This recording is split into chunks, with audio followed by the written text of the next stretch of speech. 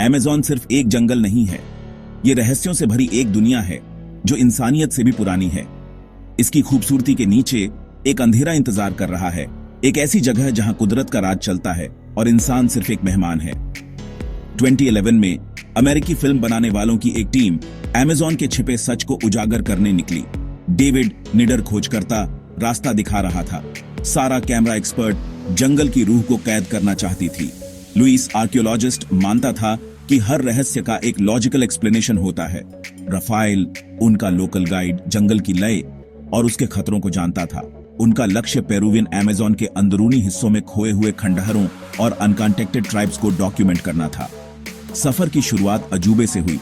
अजीबोगरीब जानवर, ऊंचे पेड़, घुमावदार नदियां। डेविड आगे बढ़ा। सारा ने फिल्म बनाई, लुइस ने डॉक्यूमेंट किया और राफेल ने रास्ता साफ किया। लेकिन जैसे जैसे वे अंदर गए, जंगल बदल गया। तेज आवाजें फीकी पड़ गईं। उनकी जगह एक अजीब खामोशी छा गई। टीम को लगा कि कोई उन्हें देख रहा है। हरा भरा अंधेरा उन्हें अपनी ओर खींच रहा था। अमेज़न का असली चेहरा अब सामने आने वाला था। वे अब खोजकर्ता नहीं थे, वे घुसपैठिए थे। हवा भारी हो गई, बेचैनी बढ़ती गई। जंगल उन्हें अपना सबसे पुराना रहस्य दिखाने की तैयारी कर रहा था। उनका एडवेंचर अब एक बुरा सपना बनने वाला था और पीछे हटने का कोई रास्ता नहीं था। जितना गहरा वे गए, जंगल ने उन्हें उतना ही परखा। हवा घनी हो गई, रास्ता खतरनाक हो गया और जीवन की सिम्फनी एक डरावनी खामोशी में बदल गई। एक शाम जब वे एक काली नदी के किनारे कैंप कर रहे थे, राफेल तनाव में आ गया।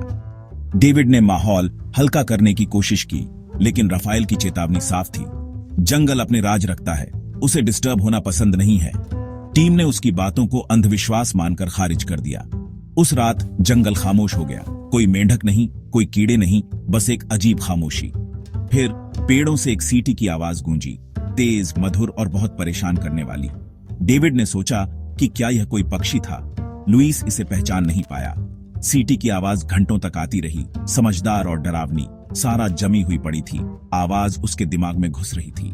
राफेल ने अपनी माचेती कसकर पकड़ी, बचपन की कहानियों से सीटी को पहचानते हुए। रात में पानी से दूर रहने की चेतावनी। टीम ने अपशकुन को नजरअंदाज कर दिया, साइंस और हिम्मत में विश्वास करते हुए। लेकिन जंगल ने अपनी पहली चेतावनी दे दी थी। कुछ प्राचीन जाग गया था और वह देख रहा था। टीम का कॉन्फिडेंस टूटने लगा। मिथक और हकीकत के बीच की लाइन धुंधली हो गई। अमेज़न अब सिर्फ एक बैकग्राउंड नहीं था, यह एक जीवित सांस लेता हुआ खतरा था। चेतावनी दे दी गई थी, लेकिन उसका मतलब उन्हें समझ नहीं आया। जंगल धैर्यवान था, वह उन्हें दोबारा चेतावनी नहीं देगा। सुबह कोई राहत नहीं लाई। सीटी बजना बंद हो गई, लेकिन डर बना रहा। डेविड ने लुइस को बुलाया। कोई जवाब नहीं। लुइस का टेंट खाली था, उसकी स्लीपिंग बैग अछूती थी, रिसर्च नोट्स बिखरे हुए थे।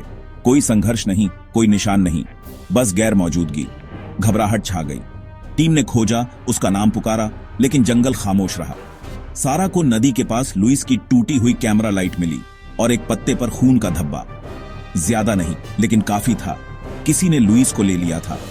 तर्क और विज्ञान की दुनिया टूट गई। डेविड सहमा हुआ, तर्क करने की कोशिश की। एक जगुआर, एक एनाकोंडा, लेकिन कुछ भी फिट नहीं हुआ। राफेल पानी को घूर रहा था, उसकी आवाज भारी थी। यह शुरू हो गया है, याकुरुना उसे ले गया है। नाम सुनकर हवा में सिहरन दौड़ गई। टीम अब खंडहरों की तलाश नहीं कर रही थी, वे बचने के लिए लड़ रहे थे। जंगल ने अपने एक सदस्य को छीन लिया था। डर ने जिज्ञासा की जगह ले ली। अमेज़न का अंधेरा अब कोई किंवदंती नहीं था, यह असली था और वह उनका शिकार कर रहा था। टीम की एकता टूट गई। जंगल की खामोशी अब एक खतरा थी। बुरा सपना अभी शुरू ही हुआ था और याकुरुना की किंवदंती अब सिर्फ एक कहानी नहीं थी। याकुरुना शब्द टीम को सता रहा था।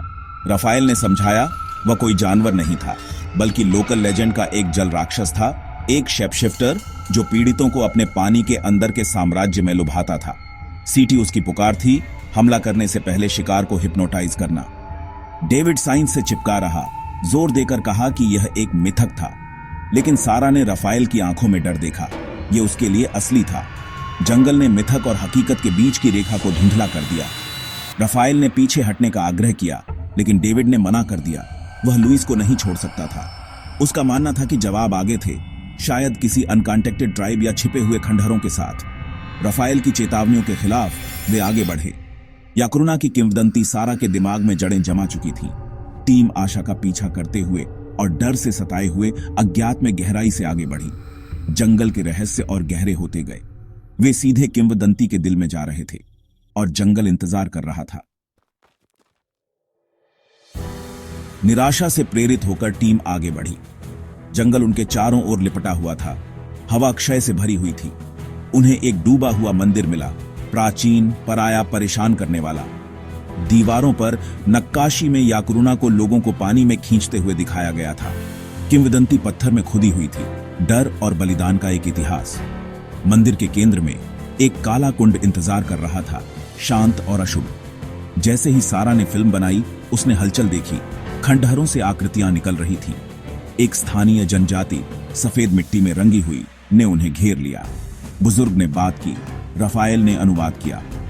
तुमने अतिक्रमण किया है, तुमने उसे जगा दिया है जो सो रहा है। उसने तुम में से एक को पहले ही छक लिया है, अब वह तुम्हें भी छुएगा।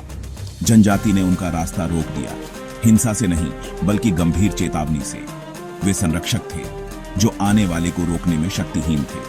टीम को एहसास हुआ कि किंवदंती सिर्फ एक कहानी नहीं थी, यह एक जीवित खतरा थी। जंगल का श्राप असली था। जनजाति की आंखों में दया और डर था। टीम उन ताकतों से फंसी हुई थी जो समझ से परे थी। मंदिर खोज की जगह नहीं था, यह एक चेतावनी थी। जंगल का रहस्य जाग गया था और वह भूखा था। जनजाति की चेतावनी साफ थी, लेकिन डेविड ने सुनने से मना कर दिया। उसका मानना था कि लुइस खंडहरों के परे एक छिपी हुई झील पर हो सकता है। रफाएल की दलीलों को नजरअंदाज करते हुए डेविड अकेला चला गया। सारा और रफाएल ने इंतजार किया। डर बढ़ता जा रहा था। जंगल खामोश था, समय अंतहीन रूप से खींच रहा था। फिर एक चीख। डेविड की आवाज पानी के छींटे से कट गई। फिर खामोशी। सारा की दुनिया ढह गई। रफाएल ने उसे खींच लिया, ये जानते हुए कि जंगल ने एक और को छीन लिया था।